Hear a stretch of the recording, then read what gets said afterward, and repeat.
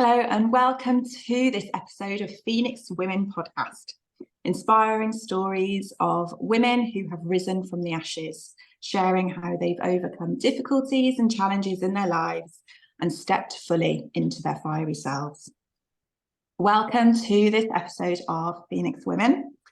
Just before I introduce our guest this time, I'm just going to check in with you all with the intention for the podcast that it is here to help inspire you and support you if you are yourself right now going through challenging times or are looking for some other ways to support yourself. If you hear anything within the podcast that might bring some things up, please check in with what you need. Just check in and resource yourself. A real radical responsibility, self-responsibility for yourself. Have a break, maybe journal, reach out, get in touch with a friend. And if anything has come up, share with them. Speak to someone you trust and really nurture yourself. The aim of the podcast is to support and inspire you. So if anything does come up that may activate you, take the steps that you need to prioritise yourself. Another disclaimer is that there might be swearing. My guest isn't really a swearer, but I'm quite partial to it. So yeah, just check in. But as ever, each episode I'll put whether it's appropriate for children or not. So yeah, welcome. I'm Jane Mary. I am a women's empowerment coach, intuitive healer and practitioner with a main focus on reclamation for women. You can find out more about my work at janemary.co.uk. So that's all like the official stuff at the start of the podcast. And today I'm very excited to introduce our guest. Now this guest I met about a year ago in the Firm Foundations community, which is held by Kerry Gillett and Claire White. And we have the wonderful Christina Johns on this week, or this episode. And Christina is based in South Wales. She is a guide, a healer and a coach. And she's here to help women to reconnect with their personal truth, their inner knowing, and the infinite web of life. I just love. When I was writing it down in the notes, I was like, oh yeah, the infinite web of life. Yeah. So so I've known Christina for about a year. And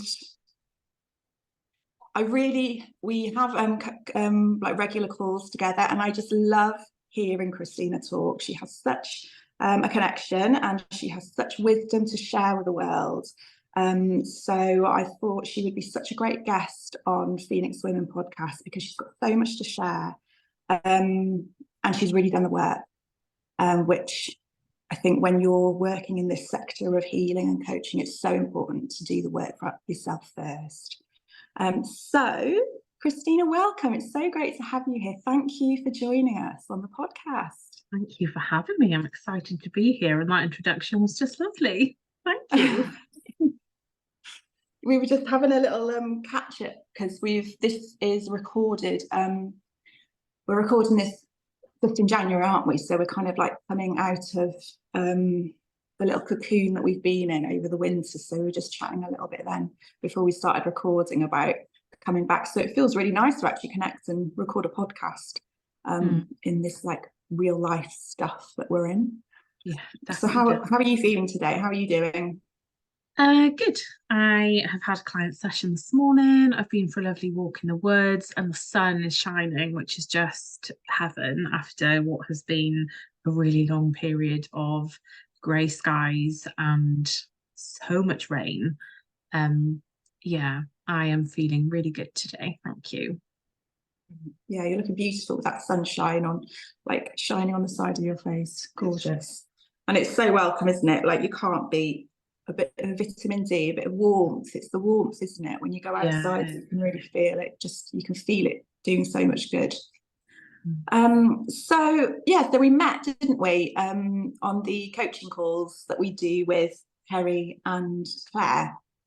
And I found that we both do similar kinds of work, don't we? And so I thought I'd love to have you on and have a little chat if you're happy to share with us a little bit of your story.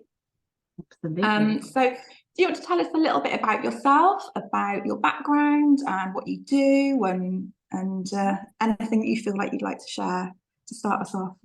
So my background is in education. So I was a primary school teacher for 10 years.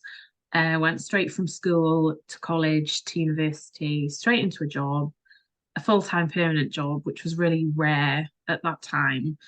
I feel like was part of my lesson being like stuck in that what was safe in air quotes kind of environment, with the income being the only thing that was really safe about it. And then we bought a home, which meant that financially I was tied to that job to keep the money coming in to pay the bills.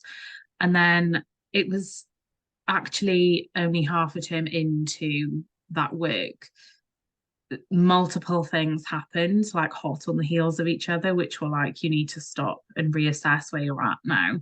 So after half a term, it was our first half term holiday, and we had a death in the family by suicide, which was just horrendous. And the aftermath of that was just, I think, unless you've been through something like that, you really can't comprehend the intensity of a death by suicide is very different to any other kind of death. And every one I have learned is very different from each other as well, depending on the circumstances surrounding it. And then just over a year after that, my dad became really poorly with pancreatic cancer, and he was given about 12 months to live, which would have meant we had our wedding planned for the following year, and it would have meant he wouldn't have been there. So we decided to move our wedding forward, and dad's illness really brought a massive rock bottom for me. Like, I hit the depths of despair. I was just feeling everything, but I couldn't speak. Like, I was just silent with it, and I didn't know what to do with it. And I'd never really explored any kind of healing or therapy or anything, even in the aftermath of the suicide. We just kind of, you just suck it up, don't you, and get on with it until you're stopped. And it was definitely a massive stop for me. And I think it came with a lot of shame, because I felt like I should have been able to be strong for the people who needed me. There was so much fear.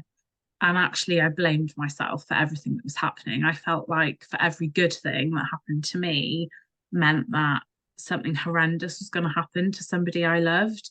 And that was a really difficult thing to overcome, because I was afraid to kind of step forward in case that then meant that something else really bad was going to happen to somebody else. And the thing that pulled me out of it was just so like synchronistic, that my mum actually went for a haircut one day, and the lady that was cutting mum's hair, they were just chatting about everything that was going on. And mum was talking to her about how I had been really badly affected by it. And by this point, I wasn't in work. I had been signed off for a few months. And she actually shared with my mum that she offered energy healing, and she did emotional stress release using a pendulum. And she'd invited mum to bring me in, and we could just have a brief conversation and see what I felt like doing. And I was like, do you know what? Anything, just anything right now. Because I'd been to the GP and they had referred me for counselling, but the waiting list was horrendous. And it was just like I needed something then. Because I also knew that things with dad's health was going to get worse. So I needed to be able to do something. And if I was going to get married, I couldn't be in this space. So there was a lot of pressure, I think self-imposed more than anything else, but there was a responsibility, it felt like, to really own what I was dealing with without that having to be on somebody else within the family. I had to take responsibility for what was going on with me. So I went to see this wonderful lady called Kerry, who I then went on to see just every week for a few months. And slowly but surely, we just unpacked so much that was sitting, so much of the emotion that was just on the surface, ready to come out. And what it did was help me to understand what I was feeling, because physically I could feel it, but I couldn't name it. I just didn't know what it was because there was so much of it. And once I kind of opened the box, it all just came pouring out. And I went from like not even being able to walk out of the front door without someone holding my hand to walking down the aisle in the church in front of like 100 people a couple of months later and actually like feeling really good. And yeah, then I went back to work. Dad then passed away, which actually was not the painful experience. It was painful, but not as painful in the way I thought it would be. It was a very humbling experience, and was I'm so grateful for that experience at that time, because I think it just taught me so much. And when he was really poorly, I invited healers into the space and a soul midwife to come in and support him through it, which now looking back is just so powerful and empowering that we had that at our fingertips. Because I mean he was so frightened, and it just changed the energy of everything, I felt like I had been able to help, and that was just it just sits really comfortably in me to know that I could help him through that. Um, and then after Dad's death, I stumbled upon another therapist who was she offered colour therapy, and she was incredible. And the way that the colour therapy worked was kind of unpicking things on a subconscious level that I didn't even know was there, but it was like joining all the dots of everything I'd already unpacked and helping me to understand things on a much deeper level. And it was just so enlightening and led to a massive awakening, I think, for me. And that was kind of what propelled me along my spiritual path in a much bigger way. I then went on to learn how to facilitate colour therapy, and I attuned to Reiki with that teacher, and she's just been a constant source of wisdom and inspiration and support and guidance and all the things. And actually, through a lot of that work, we'd kind of come to the conclusion that school was not the place for me, and that there was something else that I was meant to do, like bigger work, this work. But the fear and the conditioning to like stay in that work in school, in the security of it, was stronger than the pull to do something else. And then not long after that, I realized that I had polycystic ovaries. And so the prospect of being able to have a child was slim, and like the medical system is just so restrictive. It just does not take your whole self into account. It looks at one tiny thing and gives you this diagnosis that isn't necessarily a truth, because it's based on something so small. And that pushed me into I received some amazing support from another healer that I'd worked with, who, as the universe so deliciously aligned it, was doing reflexology for fertility at the time, and she needed a case study. So we were her case study. And in the space of about 6 to 8 months, my ovaries were plastered in cysts. And the next time I went for an ultrasound, there was just none left. Like they had gone, and they couldn't quite understand how it happened. It had done its job. And then a year after that, Alice came into the world, and maternity leave kind of made it sensible to stay and work a little longer. And I always told myself I would go back to work after having a child part-time and I'd build something up on the side. But I think when you have children, everything changes, doesn't it? Like your instinct to be able to provide and keep them safe and have a secure home overrides any like personal desire. It certainly was for me in the beginning, until I realized that actually I was then on a one-way ticket to burnout and not actually being able to parent in the way I wanted to. So I actually became quite poorly, took some time out of work and invested in some support from a health coach who helped me through that period. And then I was like, this is it. I'm not going back full time. I'm going to go back part time. I am going to build up a business on the side. And that's what I did. And I left like one day. I was just about a year after that. I was just walking in the woods with my mum and Alice, and I just turned to my mum and I was like, it's time to hand my notice in now. I'm going to leave.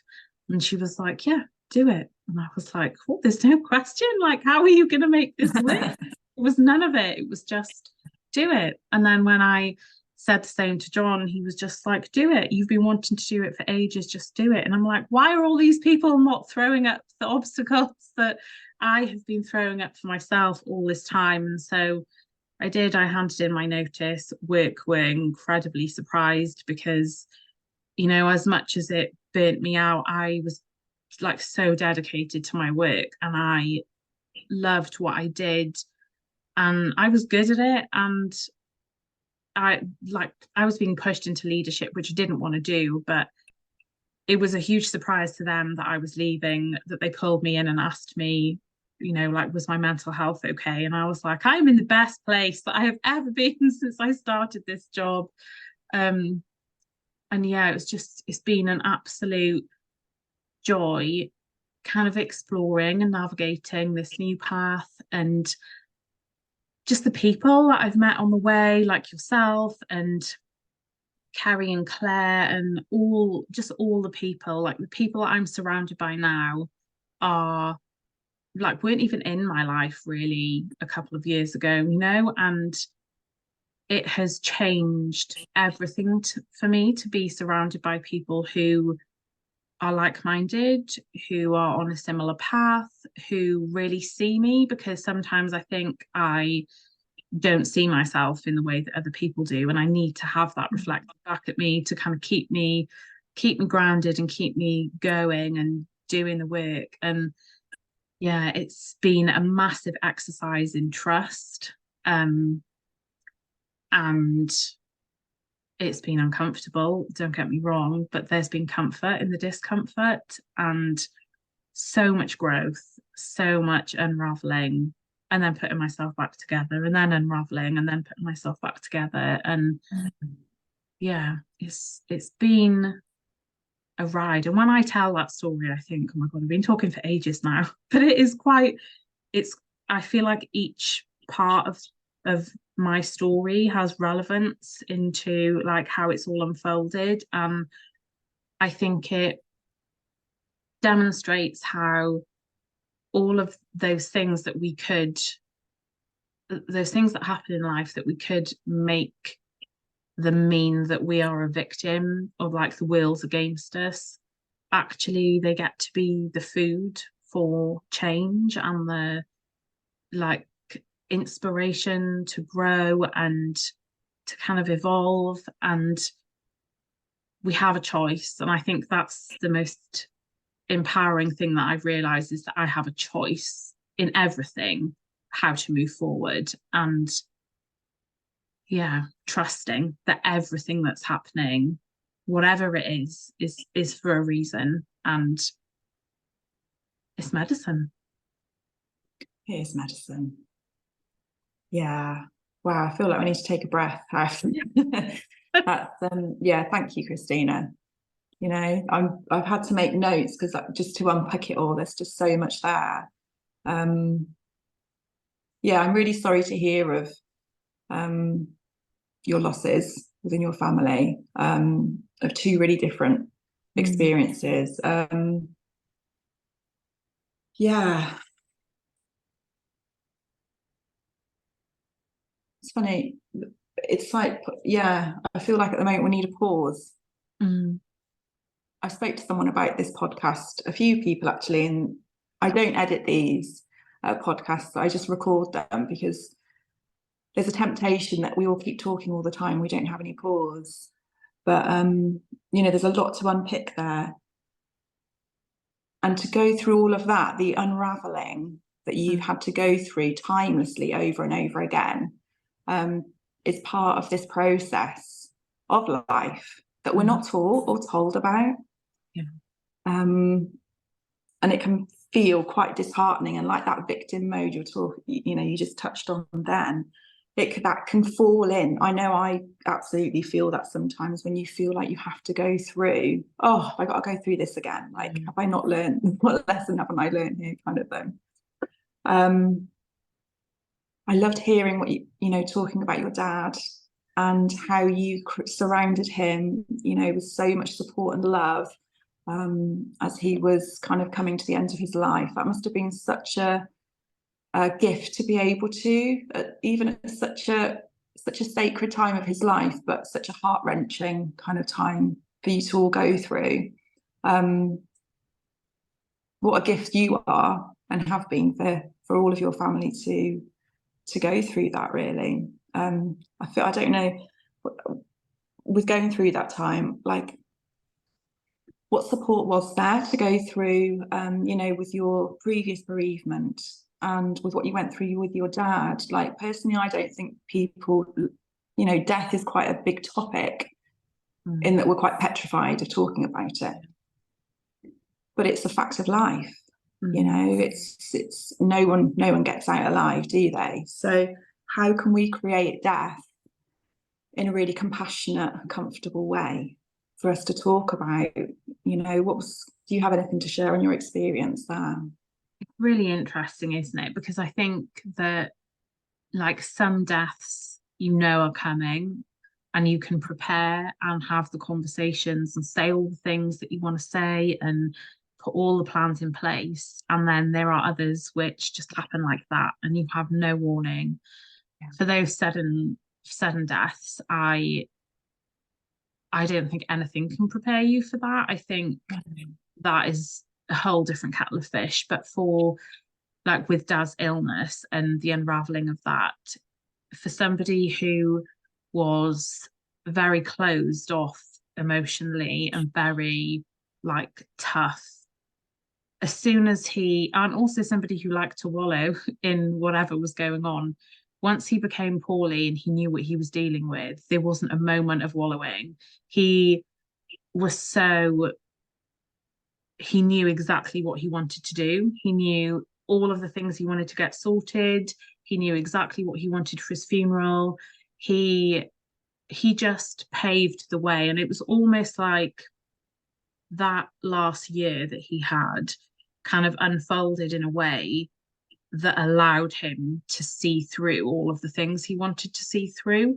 And I think that's one of the things that really prepared us for what was to come. And I think sitting in a room and hearing someone tell you that one of the most pivotal people in your life is probably not going to be here in 12 months' time was one of the most horrendous things that I think I've ever sat through, because you just never prepared for that.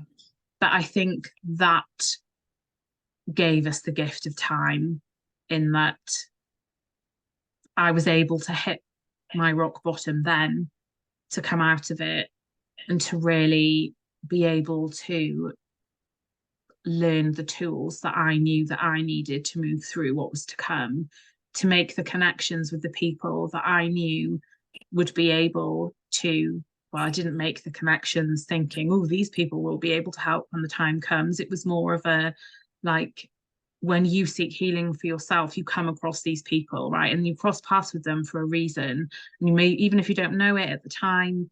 And I think just talking is so important. And once he felt like he'd been able to share all of the things that he needed to share, once he'd seen all of the people that he really wanted to see, He had organised who his bearers were going to be at his funeral. He knew what he wanted his coffin to be like. He knew what flowers he wanted. He knew everything. He just knew it all. And like he sorted out the house at home for mum. So all of the work that needed doing was done. And yeah, I think it's really interesting because I think what would be preparation for one person would be very different for another. And I know, like within our family, the way that we all dealt with it was very different. And that brought up its own complexities and did for a very long time afterwards as well. And I think having compassion for everybody, yourself included, the person who's going through that transition and the other people around you is so important, so important. And to try and remember that whatever's going on, nobody is setting out to hurt anybody, that everybody is just doing the best they can in the most sad of circumstances. And yeah, just talking it out, I think, is probably one of the most important things that you can do, and to tell people what they mean to you, because how many of us actually do that? And we were never really a family of I love yous or anything like that growing up. But as soon as Dad knew what he was dealing with, everything changed. Like everything, he communicated everything. And yeah, it was really like, I just feel like he was a completely different person his last year of his life, like the version of him that his only regret on his deathbed was that he wished he'd spent more time like with us as children growing up, not working as much. But he loved his work, it was his everything.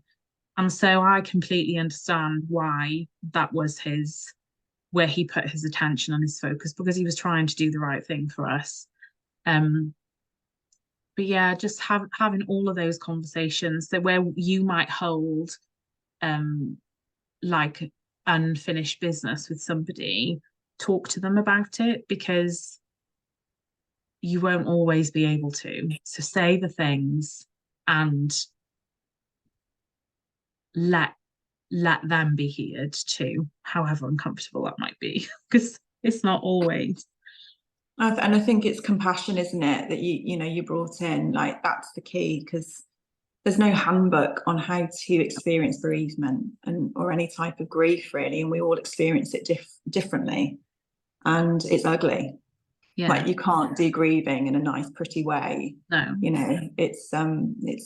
It's pretty brutal, isn't it? So yeah, but I love that. Just open conversation and lots of compassion, isn't it? It's and an acceptance that everybody does it differently. There's no right or wrong way to do it, is there at all? It took me a long time to get that acceptance piece, and that everybody does it differently, especially when like you can be dealing with something in a polar opposite to somebody else. It can be very difficult, especially when you're holding all of that grief. But I think again, compassion is needed in it for yourself, in the way that you feel about what's going on around you too. There's just so many layers to it, isn't there? There absolutely is. Yeah, there really is. And I loved hearing when you were talking about your dad. I loved how he was so hands-on and getting everything organised, because that almost gave you all space to feel what you needed to feel. There's no kind of responsibility or stress over having to choose and select things, after he had died. So yeah, there is something, isn't there, about death and kind of having these conversations to get things put in place so that your loved ones don't have to, go through any kind of additional turmoil, organising all of that as well. I think as well what that does is it, for the person who knows that their life is coming to an end, for me, I think I would really like to go through that process of choosing what a celebration of my life looked like, because you know you better than anybody else as well. And it almost feels like I don't know, it's kind of like it's another threshold, isn't it, that you're crossing? And absolutely. Why should we not create that in whatever way we want it to be. And yeah, what music would you have? Like, what song would you have playing? Like, you know, the I don't theme track even of your know. I life. feel like I need to really think about this. But yeah, it is it's really powerful. And I think for the people left behind, knowing that you are then providing them with exactly what they wanted, it's like kind of one last gift, I guess. Mm, Like, thank you for all that you've been and all that you've given us, and here mm, you go. that's beautiful. I love that. Yeah, yeah.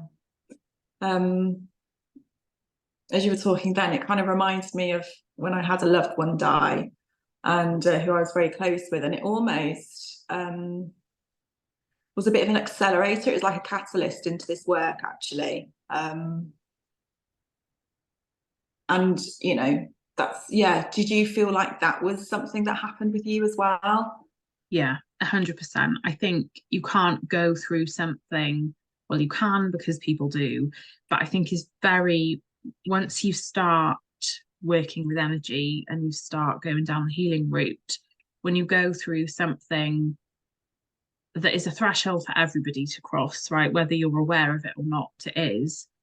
I think you are forever changed as a result of it. And we can either let that change be the thing that builds momentum that we then move on to whatever it is that's calling you, or you just stay exactly where you are. And either one is right, whichever one you choose, right? It's always right. There's never a wrong choice as such, is there? It always takes us where we're meant to be. But I think for me, um, one of the spiritual teachers that I worked with repeatedly was kind of was always channeling information through. But one day I just received this message from her where she had received some guidance for me, which was that I was going through this majorly fast-tracked process of awakening, and it was time to really start to do something with it. And I think at that point, it kind of scared me a bit because I was like, I don't really know what to do with this.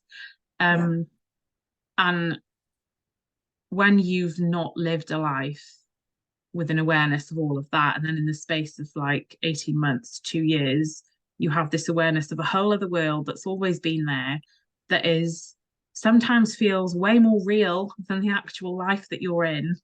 It's a bit like, whoa, what am I supposed to do with this now? And how do I merge the two? Because I think it's like having a foot in both worlds, isn't it? Isn't an easy task.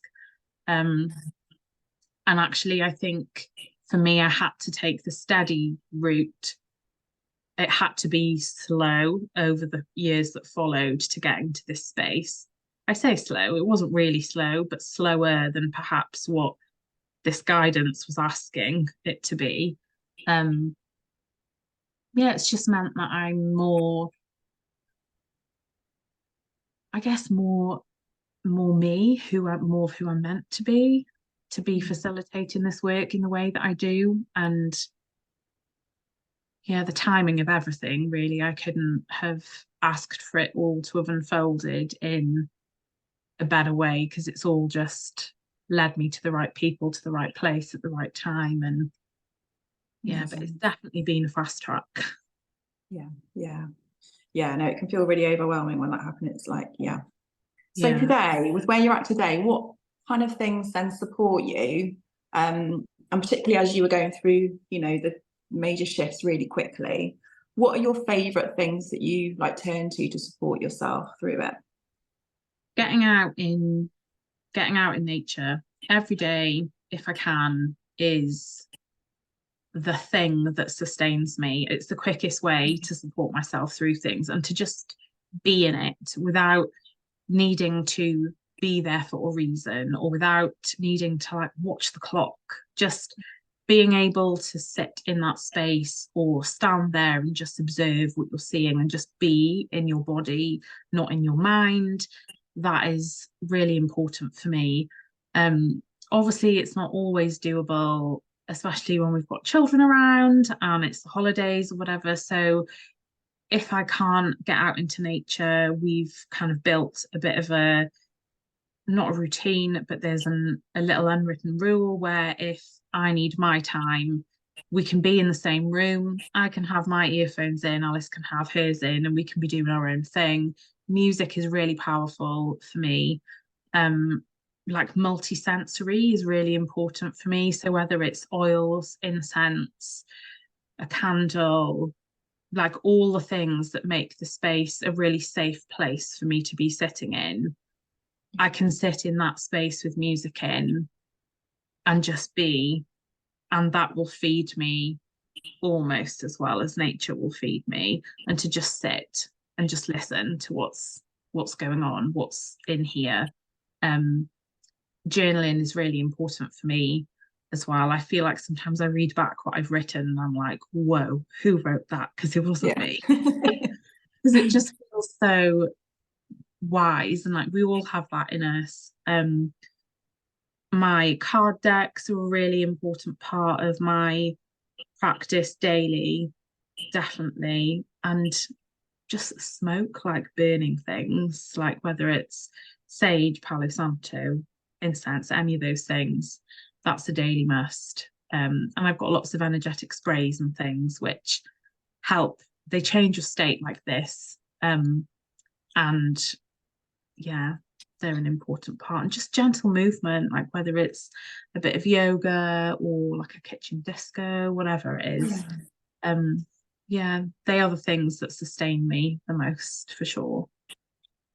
Yeah, really helpful, really useful, and really easy things to do, Yeah. aren't they? You know, that's great. Thank you, Christina.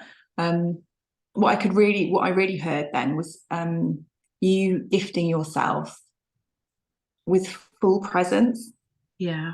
you know, within yourself, which I know a lot of us, when we get really busy, that can be really hard to hold on to. Yeah. So yeah, really useful and inspiring practices, really, I suppose, and things to access every day. Thank you. I think it's important to note that not every day looks like that, because sometimes life's, and sometimes you don't get around to doing anything, and that's okay. It's like when you can, even if it's just minutes, you know, Yeah. those, or just picking one element of what would be a bigger practice. Yeah, about being real rather than like it has to be all of these things. Just pick one tiny thing if that's all you can do. And yeah. It's filtering in, isn't it, what you need and what you're able to hold within that Yeah. space and time, you know. Absolutely. Yeah. Oh, Christina, it's so amazing having you on. Thank you so much for sharing your story. You know, really big topics and concepts today. So I'll check in with you, because I know it's I'll keep checking in with you after the call, after our recording as well. And if anyone has listened or heard anything that is, you know, activating or triggering, you know, you're more than welcome to reach out to me. You can find me at janemary.co.uk. I'll ask Christina in a moment to share her information as well, and just to really check in with yourselves and look after yourselves as well. Christina, where can we find you? Have you got any exciting things coming up? I know you've got a glorious retreat coming up this summer, haven't you? Yeah. So you can find me on Instagram, Christina Littlejohns. I'm on there as, or on Facebook. Website is in the making. Our summer retreat is currently on pause, which I'll share more with you later. But there, I run twice monthly women's circles on a dark moon and a full moon. If you're local to me or nearby, I have got a retreat day coming up on Saturday, the 3rd of February for In Bulk. And I've got a gorgeous sound healer joining us and a Yoni Shakti yoga practitioner. So that's going to be a really gorgeous day. Otherwise, just one-to-one sessions for whatever it is that you need. You can get in touch and book a session. Yeah, that's me. Amazing. And you're based, whereabouts in South Wales are you, Christina? Pembrokeshire, I am. So I am gorgeous. in Narberth, which is just into Pembrokeshire. with a lovely outlook of the Preseli Mountains from my back garden. So very privileged. Beautiful. Oh, amazing. And you work online lots as well, don't you? Yeah, I do lots of work online. Our circles are online to make it more accessible for people. But yeah, in person or online, whatever. Fabulous. Yeah. Oh, thank you so much. I've loved talking to you, Christina. For me. Yeah, and to everyone else listening, thank you so much for listening, and I'll catch you again on next episode. Lots of love.